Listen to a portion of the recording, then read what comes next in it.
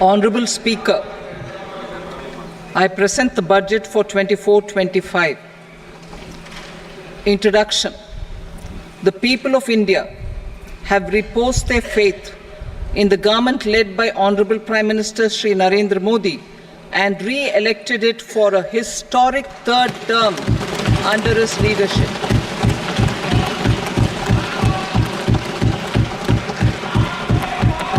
We are grateful for their support, faith, and trust in our policies. We are determined to ensure that all Indians, regardless of religion, caste, gender, and age, make substantial progress in realizing their life goals and aspirations. Global context. The global economy, while performing better than expected, is still in the grip of policy uncertainties. Elevated asset prices, political uncertainties, and shipping disruptions continue to pose significant downside risks for growth and upside risks to inflation. In this context, India's economic growth continues to be the shining exception and will remain so in the years ahead.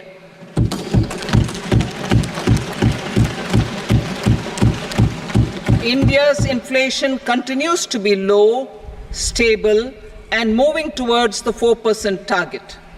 Core inflation, that is non-food and non-fuel, currently is 3.1% adequately. Interim budget. Mentioned in the interim budget, we need to focus on four major castes, namely the Garib, Mahilaye, Yuva, and Annadata, the poor, women, youth, and the farmer. For Annadata, we announced higher minimum support prices a month ago for all major crops, delivering on the promise of at least a 50% margin over costs. Pradhan Mantri Garib Kalyan Anna Yojana was extended for 5 years, benefiting more than 80 crore people. Administrative actions for approval and implementation of various schemes announced in the interim budget are well underway. The required allocations have been made. Budget theme. Turning attention to the full year and beyond in this budget, we particularly focus on employment, skilling, MSMEs, and the middle class. I am happy to announce the Prime Minister's package of 5 schemes and initiatives to facilitate employment, skilling, and other opportunities for 4.1 crore youth over a 5-year period, with a central outlay of 2 lakh crore rupees. I will speak about them shortly, while more details may be seen in the annexure. This year, I've made a provision of 1.48 lakh rupees, 1.48 lakh crore rupees for education, employment, and skilling. Budget priorities. The people have given a unique opportunity to our government to take the country on the path of strong development and an all-round prosperity. In the interim budget, we promise to present a detailed roadmap for our pursuit of Vikasit Bharat. In line with the strategy set out in the interim budget, this budget envisages sustained efforts on the following 9 priorities for generating ample opportunities for all. Number 1, productivity and resilience in agriculture. Number 2, employment and skilling. Number 3, inclusive human resource development and social justice. 4, manufacturing and services. 5, urban development. 6. Energy security. 7. Infrastructure. 8. Innovation, research and development. And 9. Next generation reforms. Subsequent budgets will build on these and add more priorities and actions. A more detailed formulation will be carried out as part of the economic policy framework about which I will speak later in this speech.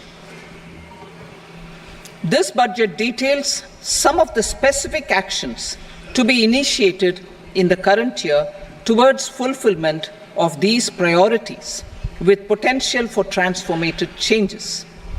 The budget also covers some of the previously made announcements with intent to strengthen them and step up their implementation for expediting our journey towards the goal of Vikasit Bharat.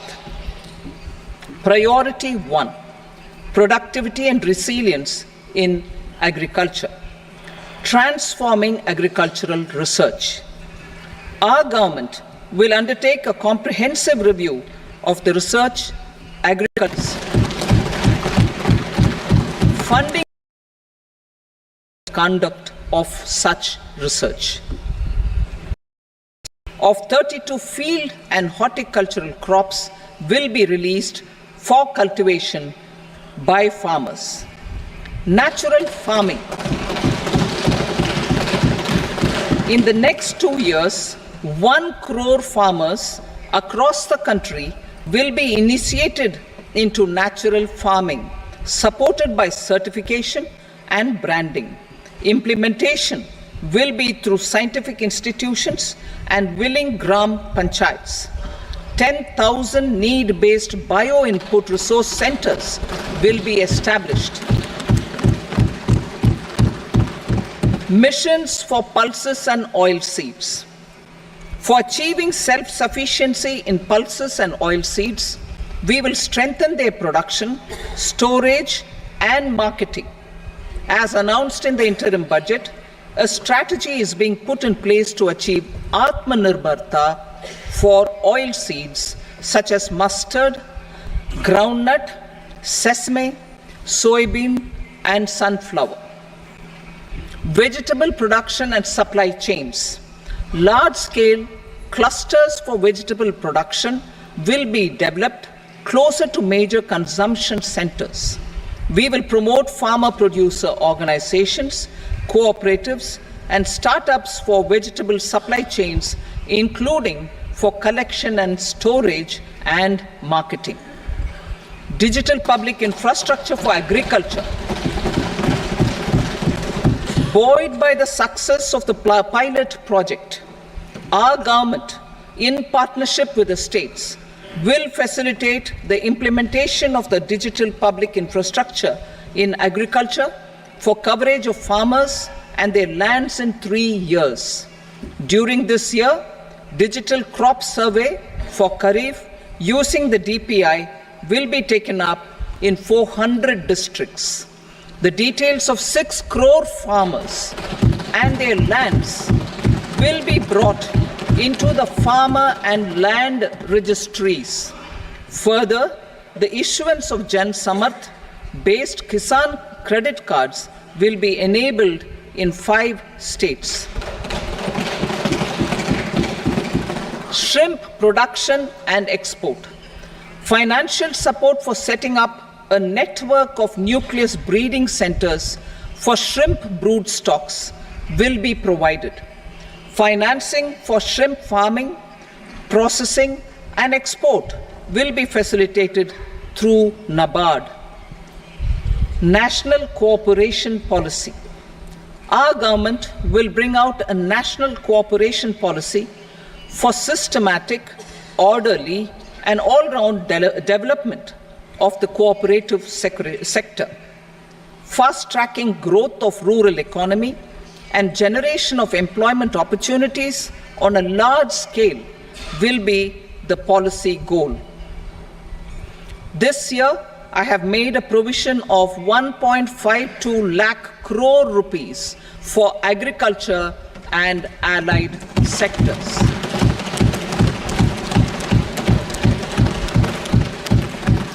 Priority 2, employment and skilling. Employment-linked incentive. Our government will implement following 3 schemes for employment-linked incentive as part of the Prime Minister's package. These will be based on enrollment in the EPFO and focus on recognition of first-time employees and support to employees and employers. Scheme A, first-timers. This scheme will provide 1 month wage to all persons newly entering the workforce in all formal sectors.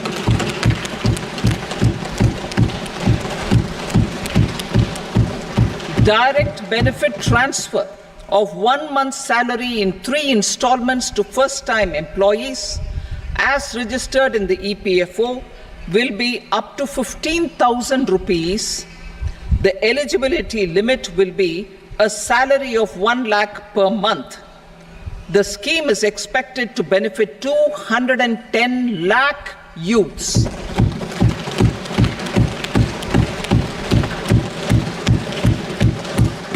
Scheme B, job creation in manufacturing. This scheme will incentivize additional employment in the manufacturing sector linked to the employment of first-time employees. An incentive will be provided at specified scale directly both to the employee and the employer with respect to their EPFO contribution in the first 4 years of employment. The scheme is expected to benefit 30 lakh youth entering employment and their employers.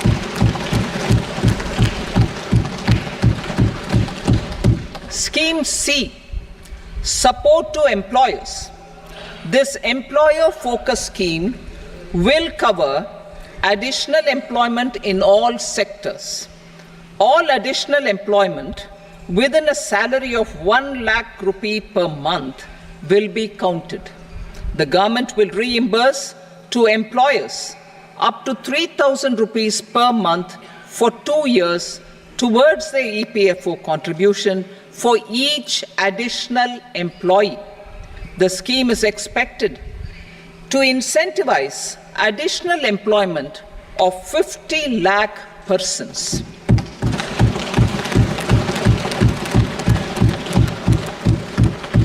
Participation of women in the workforce. We will facilitate higher participation of women in the workforce through setting up of working women hostels in collaboration with industry and establishing creches.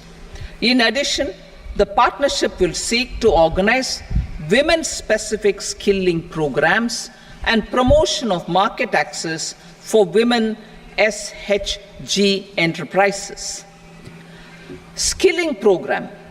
I'm happy to announce a new centrally sponsored scheme as the 4th scheme under the Prime Minister's package for skilling in collaboration with state governments and industry. 20 lakh youth will be skilled over a 5-year period.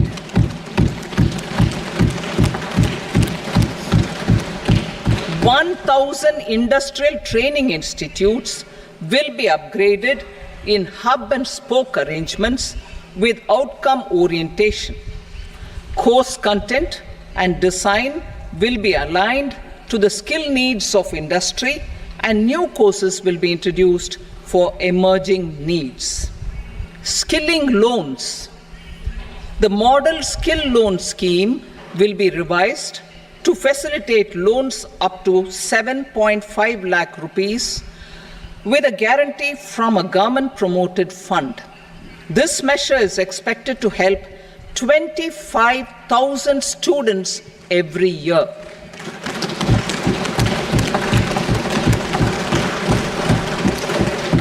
Education loans.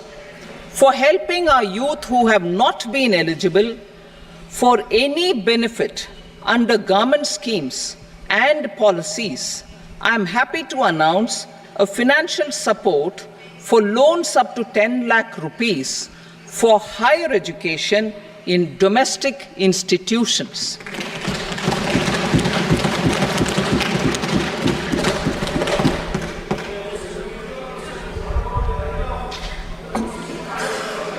E-vouchers for this purpose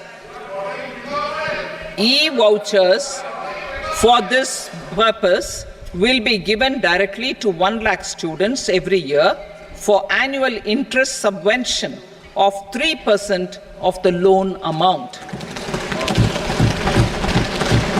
Priority 3, inclusive human resource development and social justice, saturation approach. Our government is committed to all-round, all-pervasive and all-inclusive development of people, particularly farmers, youth, women, and the poor.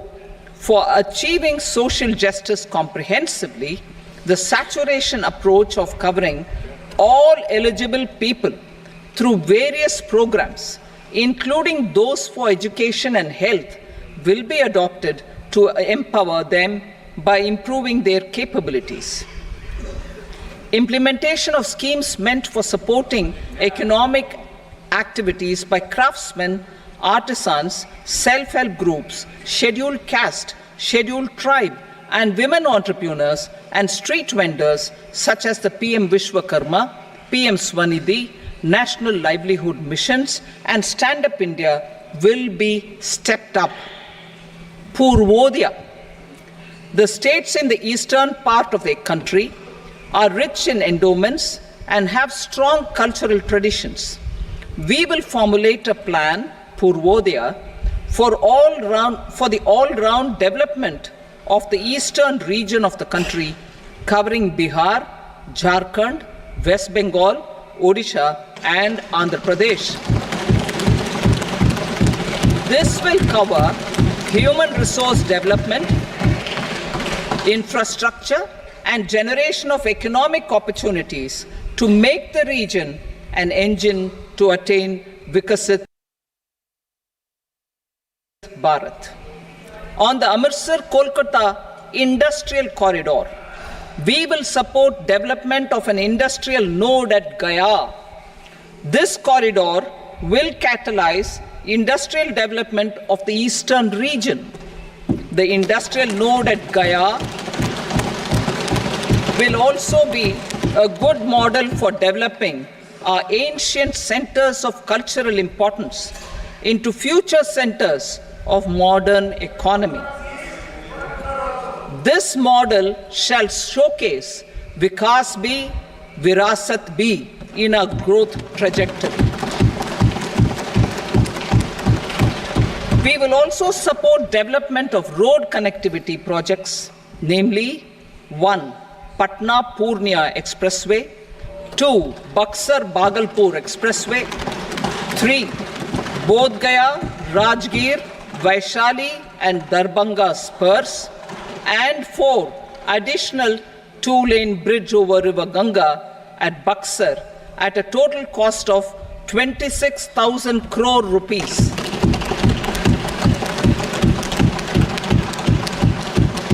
Power projects, including setting up of a new 2,400 megawatt power plant at Pir Painti, will be taken up at a cost of 21,400 crore rupees.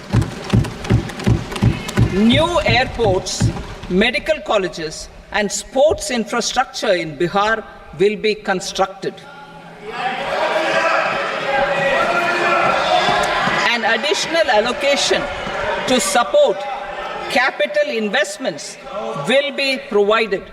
The requests of Bihar government for external assistance from multilateral development banks will be expedited.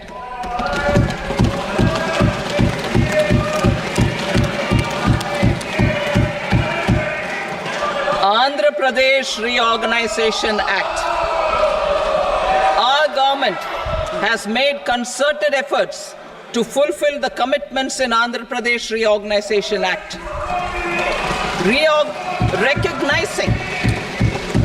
Recognizing the state's need for the capital, Recognizing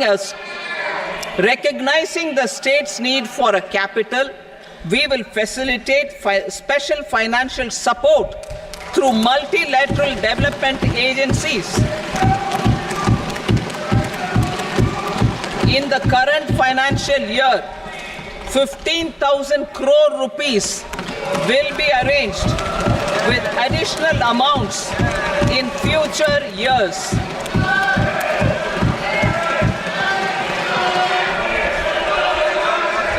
Our government is fully committed to financing and early completion of the Polavaram irrigation project, which is the lifeline for Andhra Pradesh and its farmers. This will facilitate our country's food security as well. Under the Act, Andhra Pradesh Reorganization Act, for promoting industrial development, funds will be provided for essential infrastructure such as water, power, railways, and roads in Kopparthi node on the Visakhapatnam-Chennai industrial corridor and Varavakal node on the Hyderabad-Bengaluru industrial corridor. An additional allocation will be provided this year towards capital investment for economic growth. Grants for backward regions of Rayalaseema, Prakasham, North Coastal Andhra, as stated in the Act, will be provided. PM Awas Yojana. 3 crore additional houses under the PM Awas Yojana in rural and urban areas in the country have been announced, for which the necessary allocations are being made. Women-led development. For promoting women-led development, the budget carries an allocation of more than 3 lakh crore for schemes benefiting women and girls. This signals our government's commitment for enhancing women's role in economic development. Pradhan Mantri Janjatiya Unnat Gram Abhiyan. For improving the socio-economic condition of tribal communities, we will launch the Pradhan Mantri Janjatiya Unnat Gram Abhiyan by adopting saturation coverage for tribal families in tribal majority villages and aspirational districts.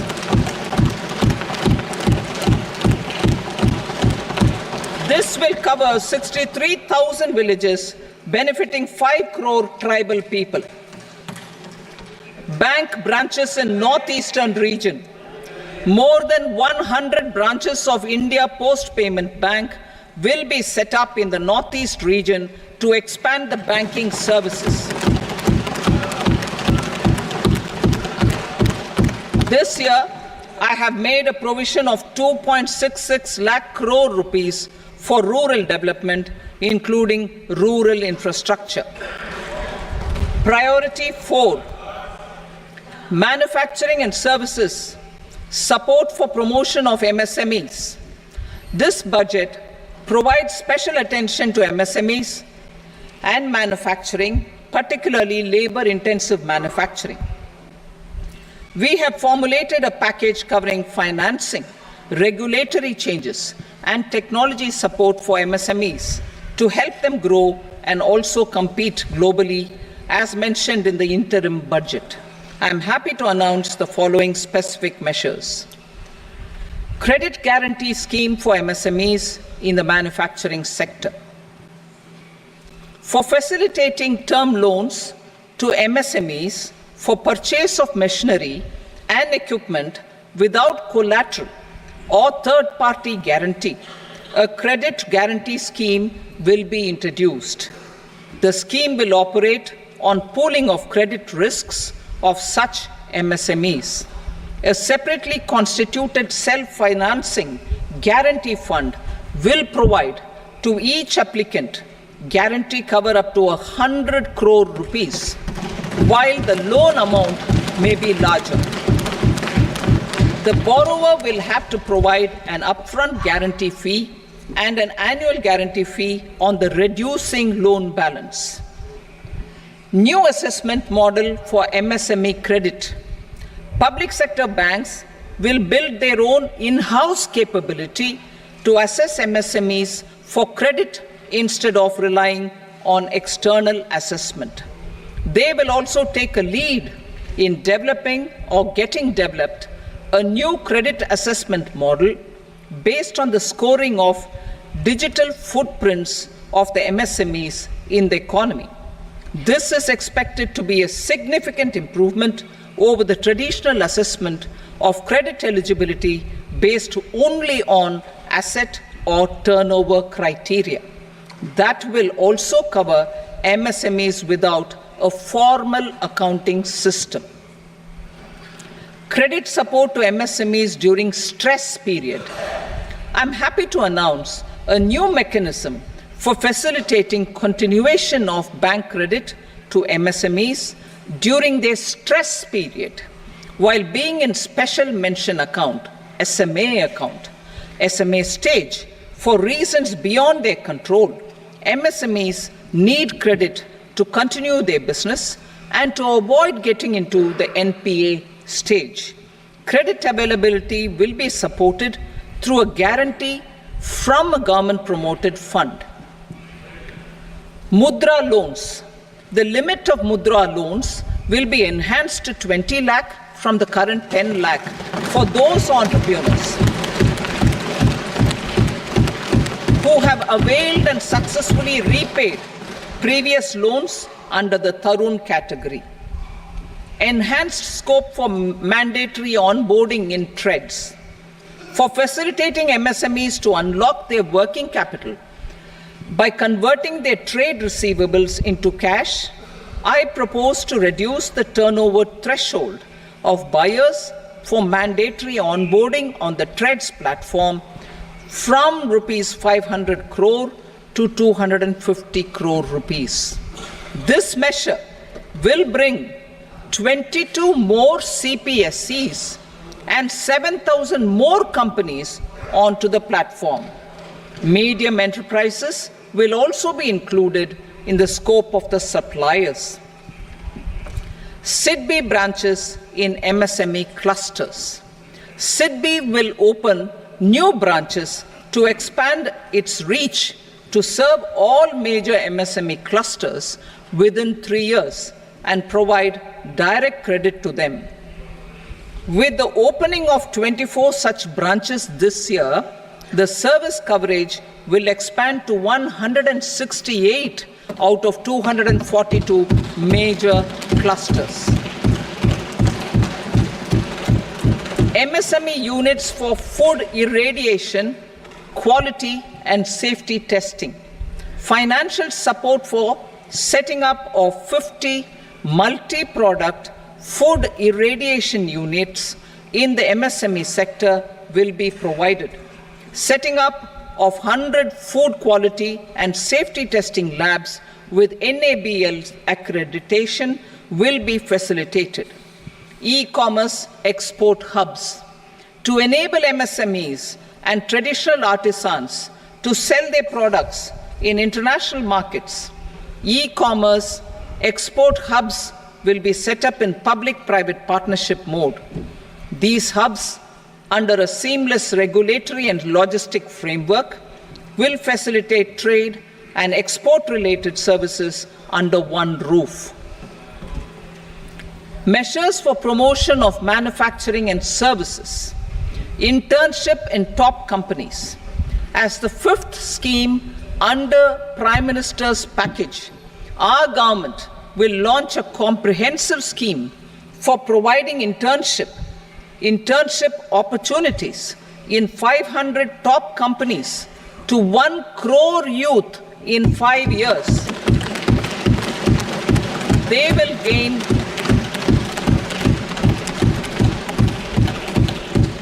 will gain exposure for 12 months to real-life business environment, varied professions, and employment opportunities.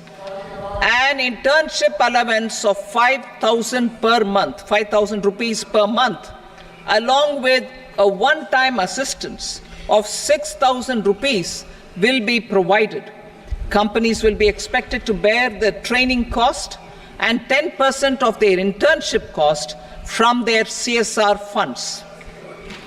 Industrial parks. Our government will facilitate development of investment-ready, plug-and-play industrial parks with complete infrastructure in or near 100 cities in partnership with the states and private sector by better using town planning schemes. 12 industrial parks under the National Industrial Corridor Development Program also will be sanctioned.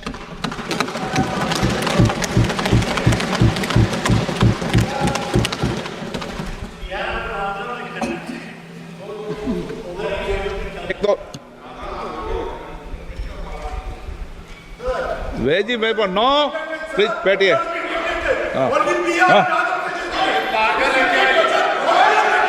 Rental housing. Rental housing with dormitory type accommodation for industrial workers will be, just 1 minute.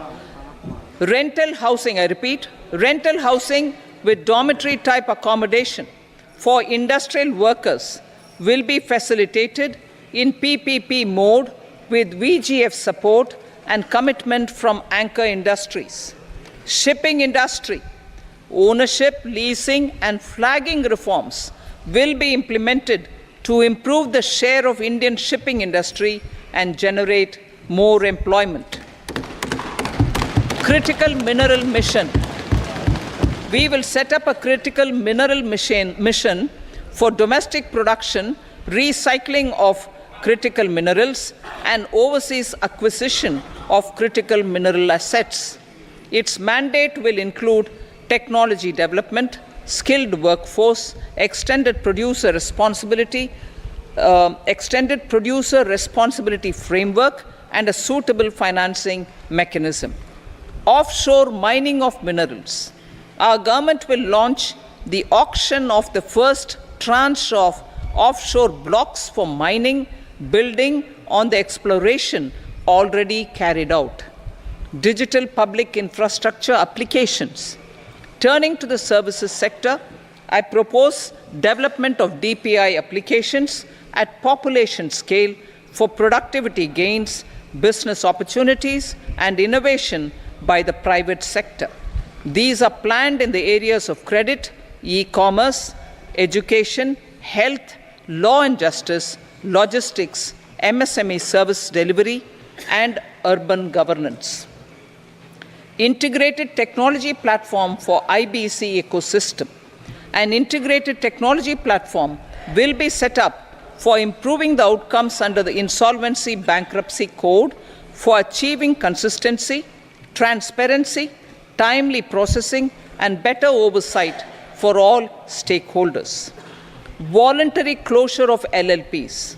The services of the Center for Processing Accelerated Corporate Exit, CPACE, will be extended for voluntary closure of LLPs to reduce the closure times.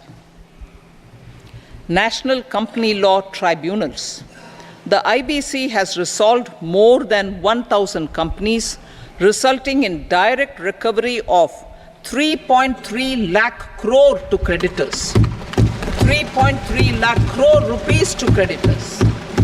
In addition, 28,000 cases involving over 10 lakh crore rupees have been disposed of even prior to admission. Appropriate changes to the IBC, reforms and strengthening of the tribunal and appellate tribunals will be initiated to speed up insolvency resolution. Additional tribunals will be established. Out of those, some will be notified to decide cases exclusively under the Companies Act. Debt recovery. Steps for reforming and strengthening debt recovery tribunals will be taken. Additional tribunals will be established to speed up recovery. Priority 5, urban development. Cities as growth hubs. Working with states, our government will facilitate development of cities as growth hubs. This will be achieved through economic and transit planning and orderly development of peri-urban areas utilizing town planning schemes. Creative redevelopment of cities. For creative brownfield redevelopment of existing cities with a transformative impact, our government will formulate a framework for enabling policies, market-based mechanisms, and regulation. Transit-oriented development. Transit-oriented development plans for 14 large cities with a population above 30 lakh will be formulated, along with an implementation and financing strategy. Urban housing. Under the PM Awas Yojana, Urban 2.0, housing needs of 1 crore urban poor and middle-class families will be addressed with an investment of 10 lakh crore rupees. This will include the central assistance of 2.2 lakh crore rupees in the next 5 years. A provision of interest subsidy to facilitate loans at affordable rates is also envisaged. In addition, enabling policies and regulations for efficient and transparent rental housing markets with enhanced availability will also be put in place. Water supply and sanitation. In partnership with state governments and multilateral development banks, we will promote water supply, sewage treatments, and solid waste management projects and services for 100 large cities through bankable projects. These projects will also envisage use of treated water for irrigation and filling up of tanks in nearby areas. Street markets. Building on the success of PM Swanidhi scheme in transforming the lives of street vendors, our government envisions a scheme to support each year over the next 5 years the development of 100 weekly hearts or street food hubs in select cities. Stamp duty. We will encourage states which continue to charge high stamp duty to moderate the rates for all and also consider further lowering duties for properties purchased by women. This reform will be made an essential component of urban development schemes. Priority 6, energy security, energy transition. In the interim budget, I had announced our strategy to sustain high and more resource-efficient economic growth, along with the energy security in terms of availability, accessibility, and affordability. We will bring out a policy document on appropriate energy transition pathways that balances the imperatives of employment, growth, and environmental sustainability. PM Surya Ghar Muft Bijli Yojana.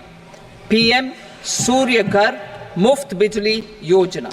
In line with the announcement in the interim budget,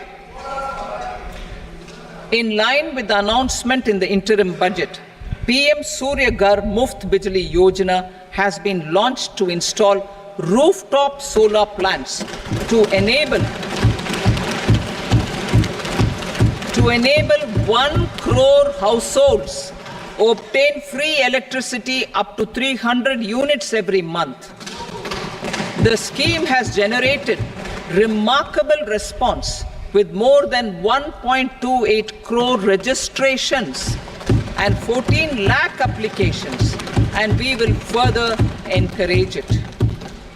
Pumped storage policy.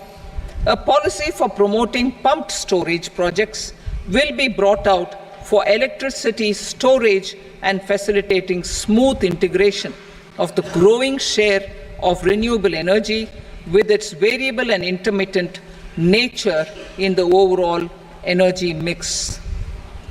Research and development of small and modular nuclear reactors. Nuclear energy is expected to form a very significant part of the energy mix for Vikasit Bharat. Towards that pursuit, our government will partner with the private sector for 1. Setting up Bharat Small Reactors, 2. Research and development of Bharat Small Modular Reactor, and 3. Research and development of newer technologies for nuclear energy. The R&D funding announced in the interim budget will be made available for this sector also. Advanced ultra supercritical thermal power plants. The development of indigenous technology for advanced ultra supercritical thermal power plants with much higher efficiency has been completed. A joint venture between NTPC and BHEL will set up a full-scale 800 megawatt commercial plant using AUSC technology. The government will provide the required fiscal support. Moving forward, development of indigenous capacity for the production of high-grade steel and other advanced metallurgy materials for these plants will result in strong spin-off benefits for the economy. Roadmap for hard-to-abate industries. A roadmap for moving the hard-to-abate industries from energy efficiency targets to emission targets will be formulated.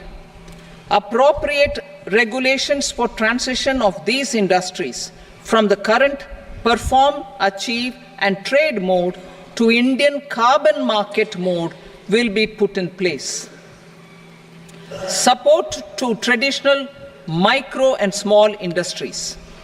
An investment-grade energy audit of traditional micro and small industries in 60 clusters, including brass and ceramic, will be facilitated.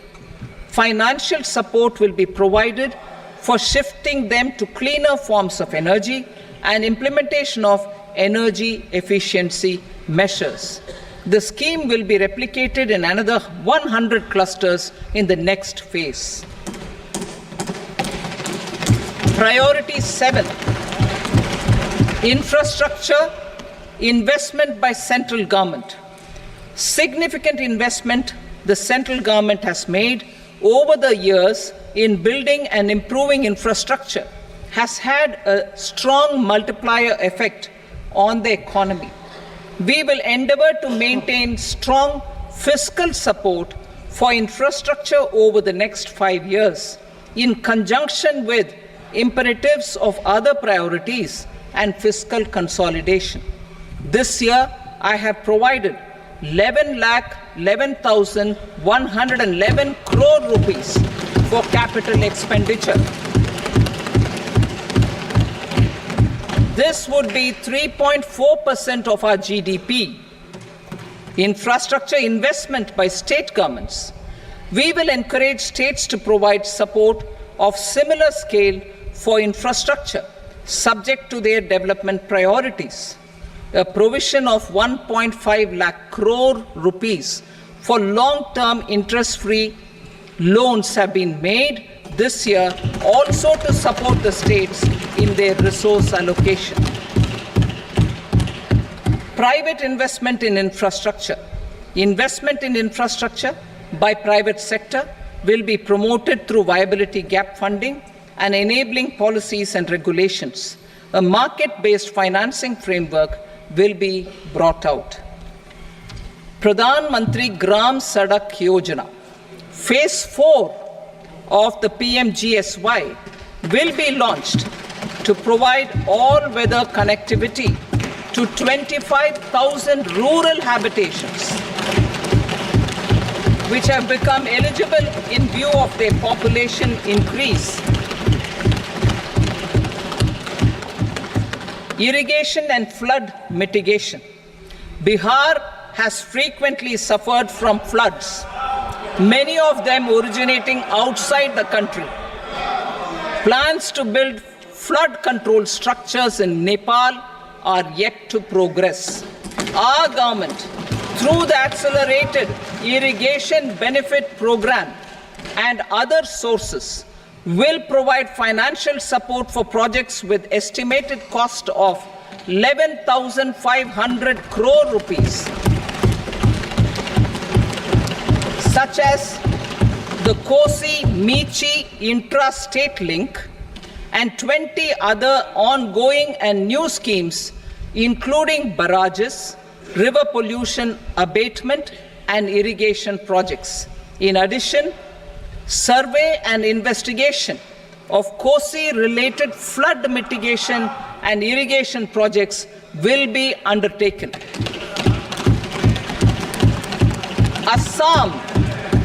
Assam grapples with floods every year by the Brahmaputra River and its tributaries originating outside India. We will provide assistance to Assam for flood management and related projects.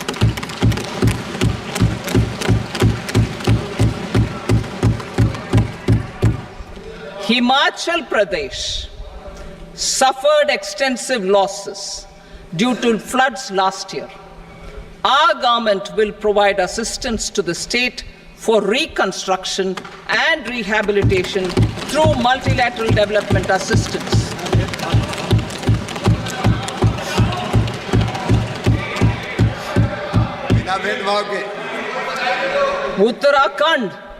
Uttarakhand too suffered losses due to cloudbursts and massive landslides. We will provide assistance to the state. Recently, Sikkim witnessed devastating flash floods and landslides that wreaked havoc across the state. Our government will provide assistance to the state. Tourism has always been a part of our civilization. Our efforts in positioning India as a global tourist destination will also create jobs, stimulate investments, and unlock economic opportunities for other sectors. In addition to the measures outlined in the interim budget, I propose the following measures. Vishnupad Temple at Gaya and Mahabodhi Temple at Bodh Gaya in Bihar are of immense spiritual significance. Comprehensive development of Vishnupad Temple Corridor and Mahabodhi Temple Corridor will be supported, modeled on the successful Kashi Vishwanath Temple Corridor to transform them into world-class pilgrim and tourist destinations. Rajgir holds immense religious significance for Hindus, Buddhists, and Jains. The 20th Tirthankara Muniswarata temple in the Jain temple complex is ancient. The Saptarishi, or the 7 hot springs, form a warm water Brahmkund that is sacred. A comprehensive development initiative for Rajgir will be undertaken. Our government will support the development of Nalanda as a tourist center, besides reviving Nalanda University to its glorious stature. Odisha's scenic beauty, temples, monuments, craftsmanship, wildlife sanctuaries, natural landscapes, and pristine beaches make it an ultimate tourism destination. Our government will provide assistance for their development to Odisha as well. Priority 8, innovation, research and development. We will operationalize the Anusandhan National Research Fund for basic research and prototype development. Further, we will set up a mechanism for spurring private sector-driven research and innovation at commercial scale with a financing pool of 1 lakh crore rupees in line with the announcement in the interim budget. Space economy. With our continued emphasis on expanding the space economy by 5 times in the next 10 years, a venture capital fund of 1,000 crore rupees will be set up. Priority 9, next generation reforms. Economic policy framework.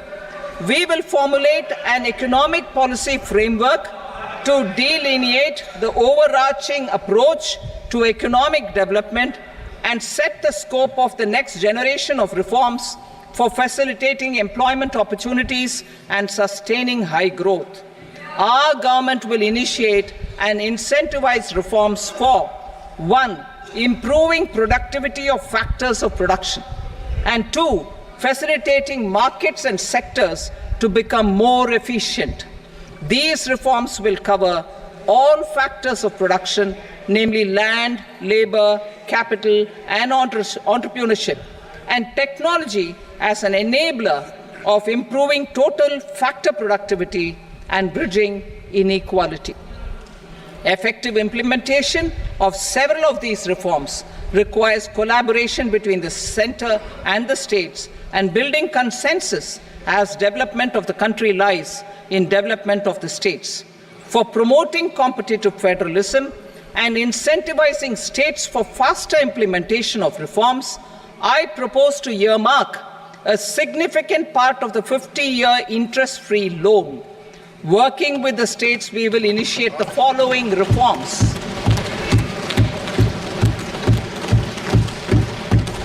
Land-related reforms and actions, both in the rural and urban areas, will cover land administration, will cover 1. Land administration, planning and management, and 2. Urban planning usage and building bylaws. These will be incentivized for completion within the next 3 years through appropriate fiscal support. Rural land-related actions. Rural land-related actions will include 1. Assignment of unique land parcel identification number, UL PIN, or Bhu Aadhaar for all lands. 2. Digitization of cadastral maps. 3. Survey of subdivisions, survey of map subdivisions as per current ownership. 4. Establishment of land registry. And 5. Linking to the farmers registry. These actions will also facilitate credit flow and other agricultural services. Urban land related actions. Land records in urban areas will be digitized with GIS mapping. An IT-based system for property record administration, updating, and tax administration will be established. These will also facilitate improving the financial position of urban local bodies. Labor-related reforms. Services to labor. Our government will facilitate the provision of a wide array of services to labor, including those for employment and skilling. A comprehensive integration of e-Shram portal with other portals will facilitate such one-stop solution. Open architecture databases for the rapidly changing labor market, skill requirements, and available job roles, and a mechanism to connect job aspirants with potential employers and skill providers will be covered in these services. Shram Suvidha and Samadhan portal. Shram Suvidha and Samadhan portal will be revamped to enhance ease of compliance for industry and trade. Capital and entrepreneurship-related reforms, financial sector vision and strategy. For meeting financing needs of the economy, our government will bring out a financial sector vision and strategy document to prepare the sector in terms of size, capacity, and skills. This will set the agenda for the next 5 years and guide the work of the government, regulators, financial institutions, and market participants. Taxonomy for climate finance. We will develop taxonomy for climate finance for enhancing the availability of capital for climate adaptation and mitigation. This will support achievement of the country's climate commitments and green transition. Variable capital company structure. We will seek the required legislative approval for providing an efficient and flexible mode for financing leasing of aircrafts and ships and pooled funds of private equity through a variable company structure. Foreign direct investments and overseas investment. The rules and regulations for foreign direct investment and overseas investments will be simplified to 1. Facilitate foreign direct investments, 2. Nudge prioritization, and 3. Promote opportunities for using Indian rupee as a currency for overseas investment. NPS Vatsalya. NPS Vatsalya, a plan for contribution by parents and guardians for minors, will be started. On attaining the age of majority, the plan can be converted seamlessly into a normal NPS account. Use of technology. We have successfully used technology for improving productivity and bridging inequality in our economy during the past 10 years. Public investment in digital infrastructure and innovations by the private sector have helped in improving access of all citizens, particularly the common people, to market resources, education, health and services. We will step up adoption of technology towards digitalization of the economy. Ease of doing business. For enhancing ease of doing business, we are already working on the Jan Vishwas Bill 2.0. Further, states will be incentivized for implementation of the business reforms, action plans, and digitalization. Data and statistics.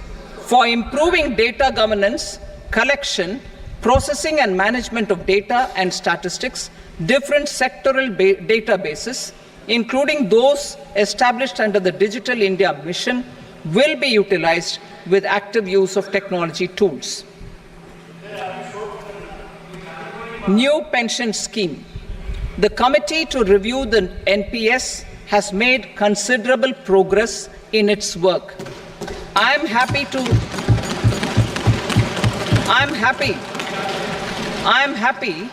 that the staff side of the National Council of the Joint Consultative Machinery for Central Government Employees has taken a constructive approach. A solution will be evolved which addresses the relevant issues while maintaining fiscal prudence to protect the common citizens. Budget estimates for 24-25.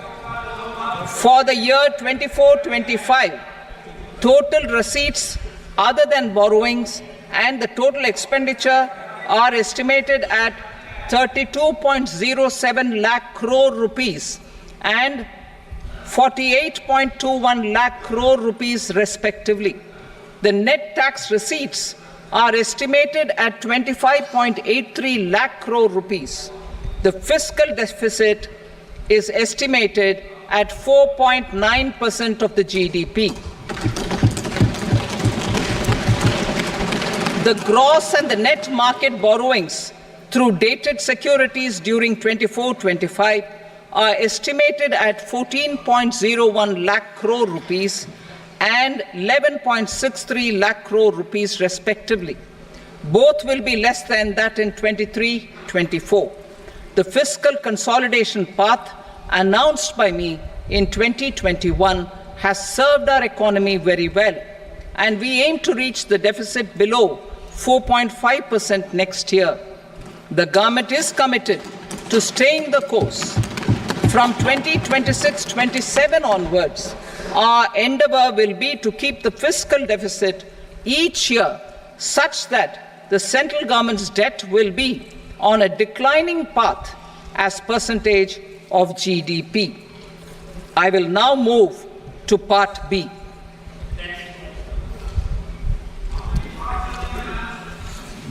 Indirect taxes. Sir, I start with GST. It has decreased tax incidence on the common man, reduced compliance burden and logistics cost for trade and industry, and enhanced revenues of the central and the state governments. It is a success of vast proportions. To multiply the benefits of GST, we will strive to further simplify and rationalise the tax structure and endeavour to expand it to the remaining sectors. My proposals for customs duties intend to support domestic manufacturing, deepen local value addition, promote export competitiveness, and simplify taxation while keeping the interest of the general public and consumers surmount. In Budget 22-23, we reduced the number of customs duty rates. I propose to undertake a comprehensive review of the rate structure over the next 6 months to rationalise and simplify it for ease of trade, removal of duty inversion, and reduction of disputes. I shall now take up sector-specific customs duty proposals. Medicine and medical equipments. To provide relief to cancer patients, I propose to fully exempt 3 more medicines from customs duties.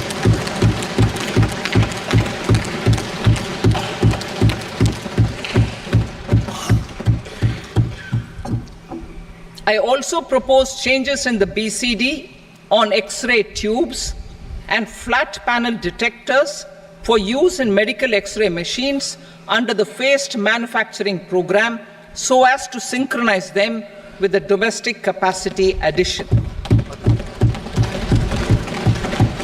Mobile phone and related parts. With a 3-fold increase in domestic production and almost a 100-fold jump in exports of mobile phones over the last 6 years, the Indian mobile industry has matured. In the interest of consumers, I now propose to reduce the BCD on mobile phone, mobile PCBA, and mobile charger to 15%. Critical minerals. Minerals such as lithium, copper, cobalt, and rare earth elements are critical for sectors like nuclear energy, renewable energy, space, defense, telecommunications, and high-tech electronics. I propose to fully exempt customs duties on 25 critical minerals and reduce BCD on 2 of them. This will provide a major fillip to the processing and refining of such minerals and help secure their availability for these strategic and important sectors. Solar energy. Energy transition is critical in the fight against climate change. To support energy transition, I propose to expand the list of exempted capital goods for use in the manufacture of solar cells and panels in the country. Further, in view of sufficient domestic manufacturing capacity of solar gas, glass, and tinned copper interconnect, I propose not to extend the exemption of custom duties provided to them. Marine products. India's seafood exports in the last financial year touched an all-time high of more than 60,000 crores of rupees. Frozen shrimp accounted for about 2/3 of these exports. To enhance their competitiveness, I propose to reduce BCD on certain broodstock, polychaete worms, shrimp and fish feed to 5%. I also propose to exempt customs duty on various inputs for manufacture of shrimp and fish feed. Leather and textile. Similarly, to enhance the competitiveness of exports in the leather and textile sectors, I propose to reduce BCD on real down-filling material from duck or goose. I am also making additions to the list of exempted goods for manufacture of leather and textile garments, footwear, and other leather articles for export. To rectify inversion in duty, I propose to reduce BCD subject to conditions on methylene diphenyl diisocyanate MDI for manufacture of spandex yarn from 7.5 to 5%. Furthermore, the export duty structure on raw hides, skin, and leather is proposed to be simplified and rationalized. Precious metals. To enhance domestic value addition in gold and precious metal jewelry in the country, I propose to reduce customs duties on gold and silver to 6% and that of platinum to 6.4%. Other metals. Steel and copper are important raw materials. To reduce their cost of production, I propose to remove the BCD on ferronickel and blister copper. I am also continuing with nil BCD on ferrous scrap and nickel cathode and concessional BCD of 2.5% on copper scrap. Electronics. To increase value addition in the domestic electronics industry, I propose to remove the BCD subject to conditions on oxygen-free copper for manufacture of resistors. I also propose to exempt certain parts for manufacture of connectors. Chemicals and petrochemicals. To support existing and new capacities in the pipeline, I propose to increase the BCD on ammonium nitrate from 7.5% to 10%. Plastics. PVC flex banners are non-biodegradable and hazardous for environment and health. To curb their imports, I propose to raise the BCD on them from 10 to 25%. Telecommunication equipment. To incentivize domestic manufacturing, I propose to increase the BCD from 10 to 15% on PCBA of specified telecom equipment. Trade facilitation. To promote domestic aviation and boat and ship MRO, I propose to extend the period for export of goods imported for repairs from 6 months to 1 year. I'll read that again.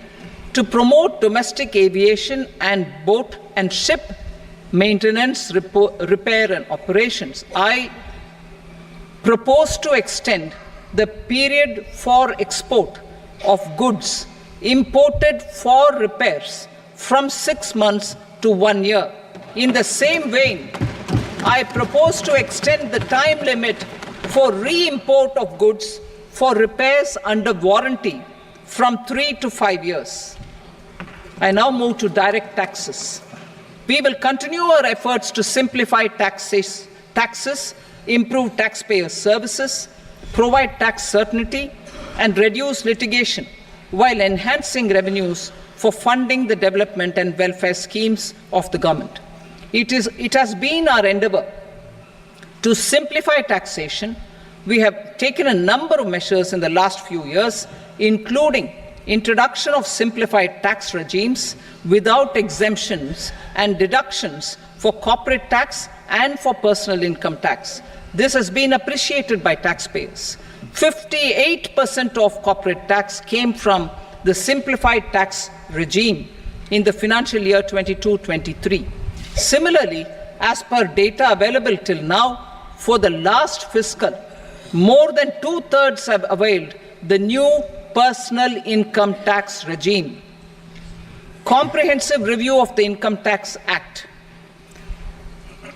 I am now announcing a comprehensive review of the Income Tax Act 1961. The purpose is to make the Act concise, lucid, easy to read and understand. This will reduce disputes and litigation, thereby providing tax certainty to the taxpayers. I will also bring down the demand embroiled in litigation. It is proposed to be completed in 6 months. A beginning is being made in the Finance Bill by simplifying the tax regime for charities, tedious rate structures, provisions of reassessment and such provisions, and capital gains taxation. Simplification for charities and tedious. Two tax exemption regimes. The two tax exemption regimes for charities are proposed to be merged into one. The 5% TDS rate on many payments is being merged into the 2% TDS rate and the 20% TDS rate on repurchase of units by mutual funds or UTI is being withdrawn.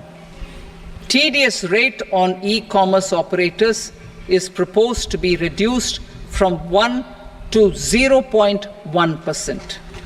Moreover, credit of TCS is proposed to be given in the TDS to be deducted on salary.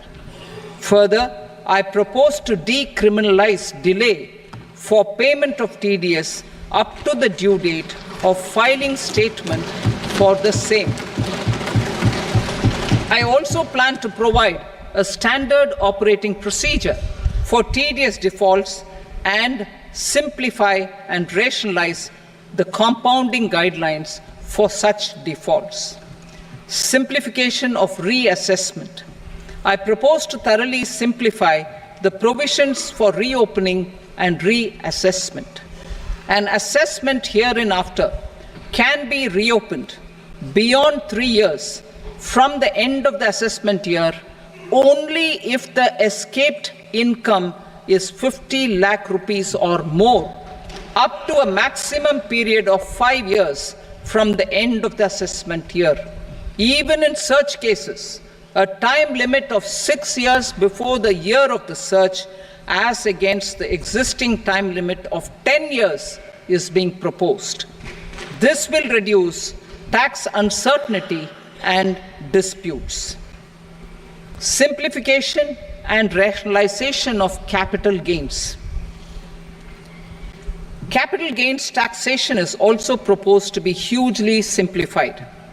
Short-term gains on certain financial assets shall henceforth attract a tax rate of 20%, while that on all other financial assets and all non-financial assets shall continue to attract the applicable tax rate.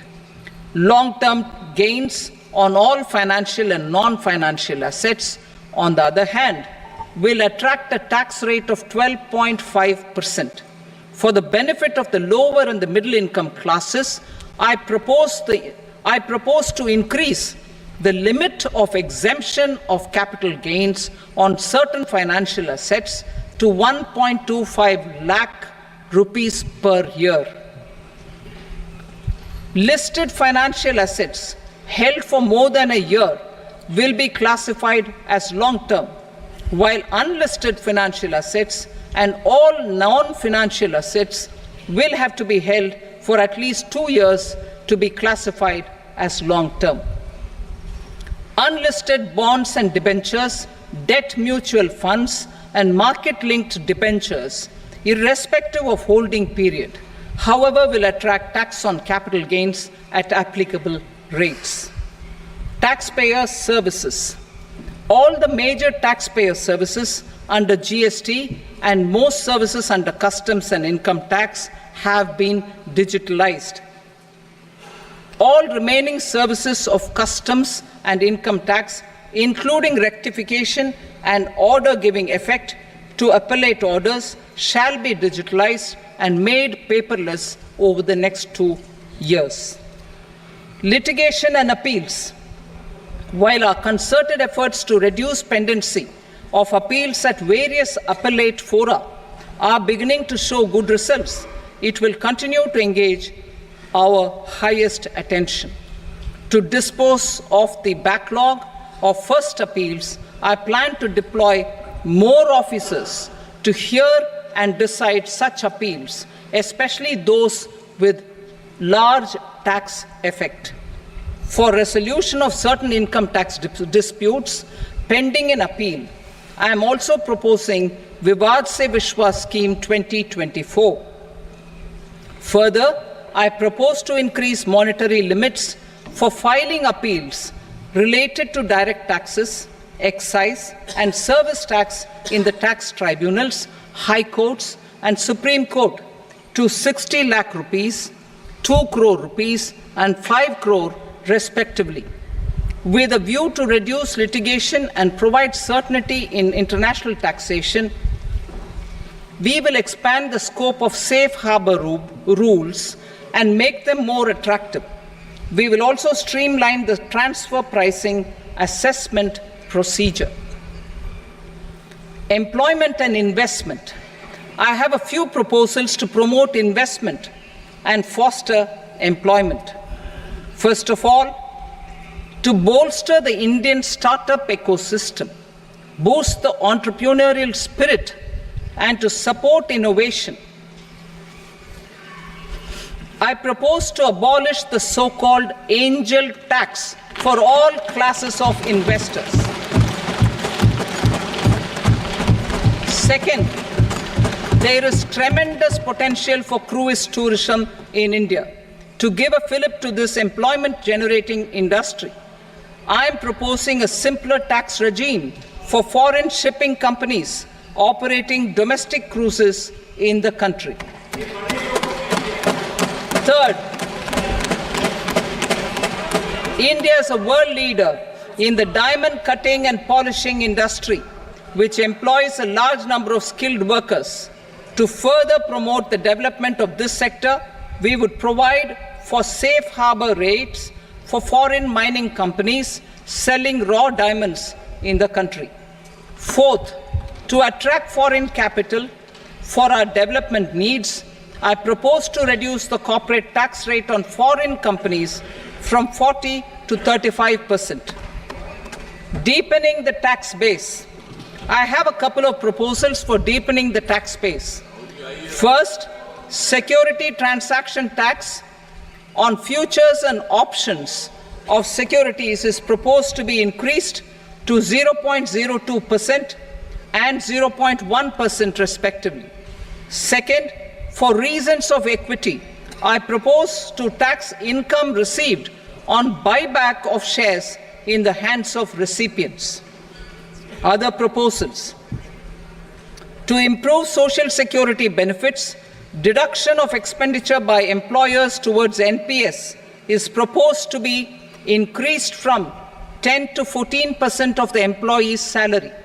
Similarly, deduction of this expenditure up to 14% of salary from the income of employees in private sector, public sector banks and undertakings opting for the new tax regime is proposed to be provided. Indian professionals working in multinationals get ESOPs and invest in social security schemes and other movable assets abroad. Non-reporting of such small foreign assets has penal consequences under the Black Money Act. Such non-reporting of movable assets up to 20 lakh rupees is proposed to be depenalized. Other major proposals in the finance bill relate to withdrawal of equalization levy of 2%, expansion of tax benefits to certain funds and entities in IFSCs, and immunity from penalty and prosecution to Benamidar on full and true disclosure so as to improve conviction under the Benami Transaction Prohibition Act 1988. Personal income tax. Coming to personal income tax rates, I have two announcements to make. for those opting for the new tax regime.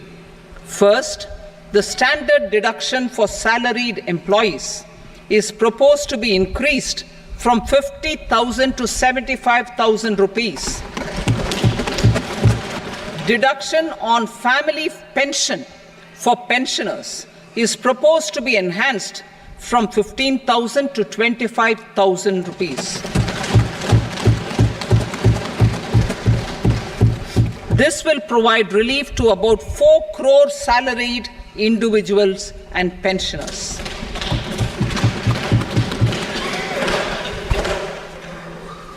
Second, in the new tax regime, the tax rate structure is proposed to be revised as follows: 0 to 3 lakh rupees, nil; 3 to 7 lakh rupees, 5%; 7 to 10 lakh rupees, 10%; 10 to 12 lakh rupees, 15%; 12 to 15 lakh rupees, 20%; and above 15 lakh rupees, 30%. As a result of these changes, a salaried employee in the new tax regime stands to save up to 17,500 rupees in income tax.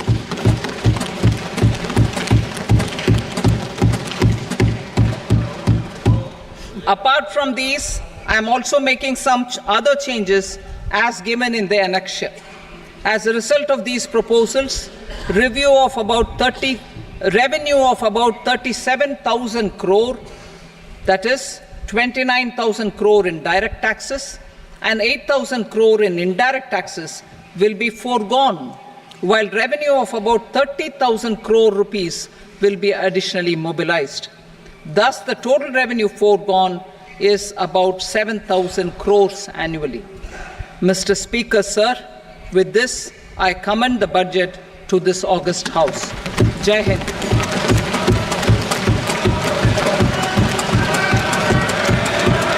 Item number 2. Item number 2.